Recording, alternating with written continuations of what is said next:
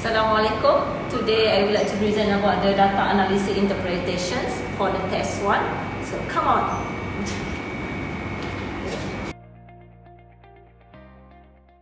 Before we look at the data analysis interpretation for test 1, look at the JSU table. Topic introductions to microeconomic will be covered on the test 1.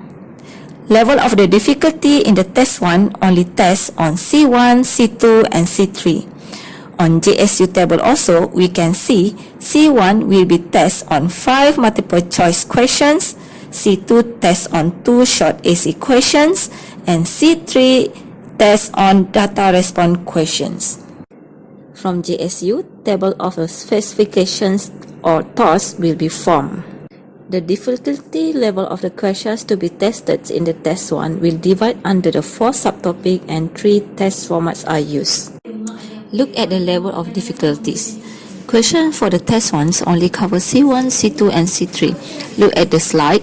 C1 will be formed 5 questions on the section A or multiple choice questions. C2 in the section B 2 questions of the short essay. And C3 will be formed 6 questions in the section C, which means a data response questions. After we form TOS and level of the difficulty table, we form a questions and answer scheme for the test 1. After that, test 1 will be run in class. After grading exams, short student grading from high to the lowest score. So we can see in the table item analysis, S1 until S5 represent the students with the highest score, while S6 to S10 represent students with the lowest score. We can see in the tables on the questions A in the section C with the level of difficulty C3, most of the students are not able to score full mark, as many as 8 students. For questions 3 and 4 in the sections A with the level of difficulty C1 and question C2 in the section C with the level of difficulty C3, all students able to answer that questions. In difficulty table, we can see the percentage of students answer each questions correctly. Only 20% of the students get full mark for the questions in the section C, A and B1, and 40% for the section C, B2 and B3.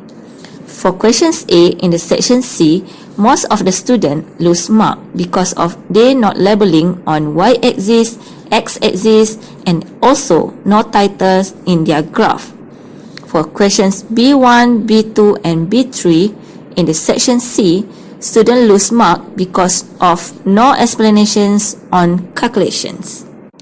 For analysis questions, from the result obtained, Sections A questions meet the target difficulty level because more than 80% of the students could answer the questions, and almost of the questions in the test 1 reach the level of difficulty of the questions that have been divided in TOS.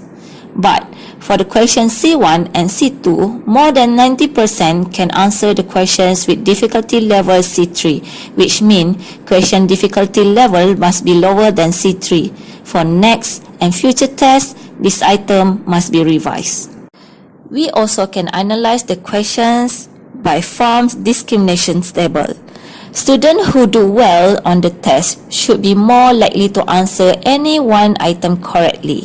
So, in discrimination table, what we can do is compare the numbers of incorrect answer from top and bottom performance by bottom minus top.